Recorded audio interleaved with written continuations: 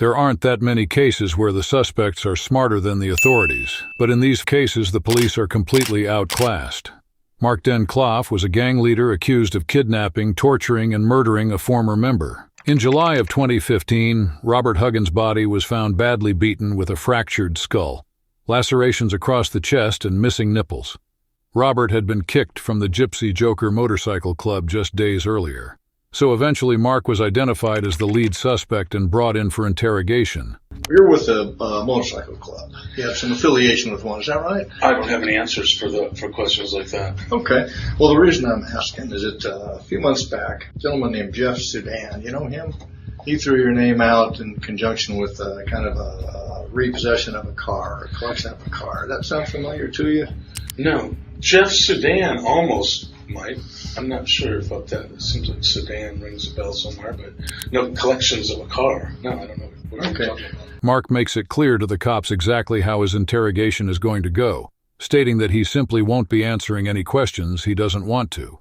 However, he's chosen to waive his right to an attorney, meaning he has to approach the interrogation completely on his own. The cops ask a few more questions about Mark's background, but he quickly decides they've heard enough. Okay, so this last time, how long was she? So there's my background. That's it on Nicole. What else you want to know? Okay. Is Nicole the problem here? Nicole had let me back up a little bit. How long have you been in a relationship? I'm not going to answer any more questions about Nicole. Okay. I don't have any more answers for you until I find out what you're talking about. Okay, well, you guys brought me in. I didn't bring you in. I want to hear what you got to talk about. Well, I'm trying to get to that, but part of that's going to involve how long you've known Nicole. Well, if you don't want to tell me what the heck I'm doing here, say so. Because I'm not going to sit here and give you a bunch of my background so you can play whatever kind of game you're playing. This is kind of stupid, man. I just got picked up and treated pretty roughly. You can still see the marks on my hands. This one was completely asleep all the way here, and thrown in a complete silent room there. I want to know what the heck's going on, man. Okay. As is common in many cases like this, Mark hasn't been told why he's been brought in.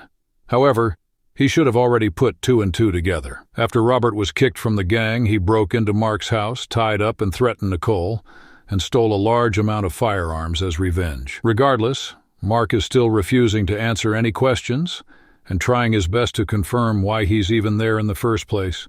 Nicole took off in a car that she may have purchased with assets that belonged to you, something like that, and then Jeff Sudan and a couple other guys kind of returned that car to you. Does that make sense to you? Is that or attempted to? Or attempted to. So if we got the story wrong, can you help us out with that? Well, I'm not going to straighten your story out. No, I'm not. Not until I find out why I'm sitting here. Well, a few months before this car thing happened, Nicole was at your house, and somebody busted in the house and roughed her up a little bit, tied her up. You remember that? I can't really answer to that. You're going to have to get that story from her. Mark's suspicions have now been confirmed, and he's probably also linked it all the way back to Robert's death. What's interesting, though, is that his body language doesn't change at all when the cop starts to talk about the break-in. Usually you'd expect some sort of movement or obvious discomfort, but he actually remains completely still, only moving to display how ridiculous the cop's claims are. Who did you tell about what did happen? Oh, God, tons of people, man. Okay, give me some examples. No. Okay. No, I'm not going to sit here and name names for you, man. But I'll tell you what, I don't really understand why this stuff that you're talking about with this dude and the car stuff, why would that get handcuffs put on me? Well, why would those handcuffs go on me? What did I do that was illegal in any of that stuff? What did I even have to do with it? I wasn't even there for any of it. None of it. Okay. Not anything that you've talked about so far. I was a long way away from it. So why would I get handcuffs put around my wrist for it? Fortunately for Mark, there's a very simple way to get access to all the information he's looking for.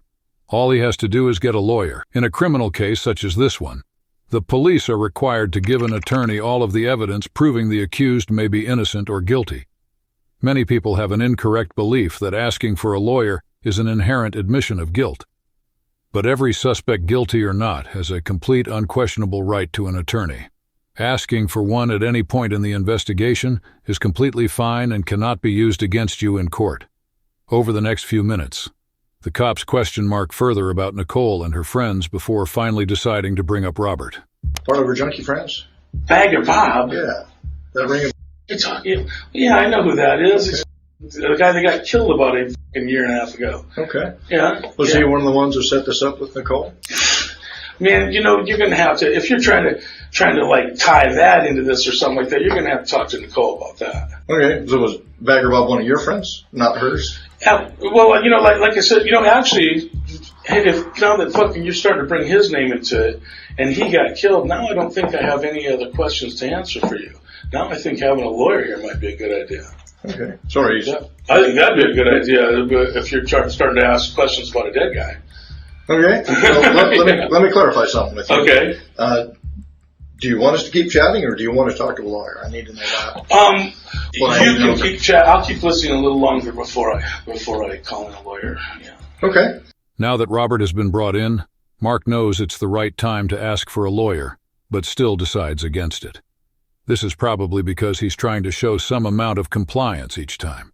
Mark says he's got nothing to say. He usually follows that up by giving police at least a small piece of information. Mark currently has a dilemma. He must either choose whether to continue talking with the police in an effort to seem more innocent, but risk slipping up and giving them too much info, or completely shut down and refuse to give any more information. He can't have it both ways. Now what? Well, I'm not. Am I arrested for anything? you're being detained at this point. Okay, but I'm not under arrest quite yet. That's correct. Okay, then I don't need a lawyer quite yet. Do you suspect me of something? Well, help us get this unconfused. Because if Will you do suspect that? me of doing a crime, let me know so I can get a lawyer. You know what I mean? Okay. Don't. Well, I don't think we've accused you of committing No, a you crime, haven't, have we? and that's why Okay. I'm still looking at these marks on my wrists and going, man, what a way to treat somebody who's not suspected of doing a crime. Okay. You know? What Mark doesn't seem to realize is that they technically have accused him of a crime in criminal law. Being detained means to hold an individual in custody if there is reasonable suspicion that they engaged in or are about to be engaged in criminal activity. Taking this at face value, the cops have just explicitly told the Mark they believe he's a criminal. It's clear that Mark believes he knows what's up in the interrogation room, but he's definitely missing out on some crucial pieces of knowledge. Can you clarify anything for us about Bagger Bob? You know, any stories that I tell at all about that guy, they dip into club business. They did club stuff. And I'm not going to go club stuff with you guys for nothing. That's just, it's against my rules, and it ain't going to happen. Okay. You know, Even when he was out of the club? That big a deal to tell you guys that he stole from the club. And then when he got caught for it, he blamed it all on heroin, which was an automatic kick out for him. So it's not like we found out about the heroin. We found out about the stealing. And when we jumped about the stealing, he blamed it all on heroin. That's what happened. And he got kicked out of the club like anybody would. Despite telling the cops that he isn't going to say anything about Robert, he decides to talk about him and the club for another 24 minutes, going on huge tangents and telling random stories completely unrelated to the case.